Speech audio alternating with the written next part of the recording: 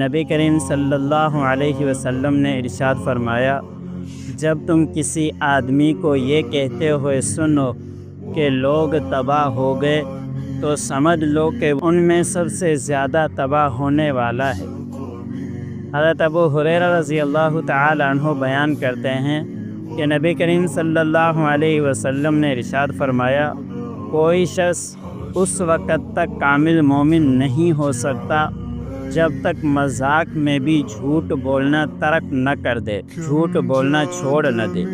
اور سچا ہونے کے باوجود جھگڑا ختم نہ کر دے۔ حضرت ابو ہریرہ رضی اللہ تعالی عنہ سے روایت ہے کہ نبی کریم صلی اللہ علیہ وسلم نے فرمایا، جو شخص اللہ اور آخرت پر ایمان رکھتا ہے وہ یا تو اچھی بات کرے یا خاموش رہے۔ حضرت معاذ بن جبل سے روایت ہے کہ انہوں نے عرض کیا، کیا ہم اپنی زبان سے کہے ہوئے باتوں پر پکڑے جائیں گے؟ رسول اللہ صلی اللہ علیہ وسلم نے فرمایا،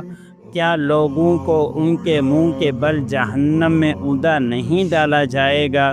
مگر ان کی زبانوں کی لغزشوں کی وجہ سے۔ اللہ عمل کرنی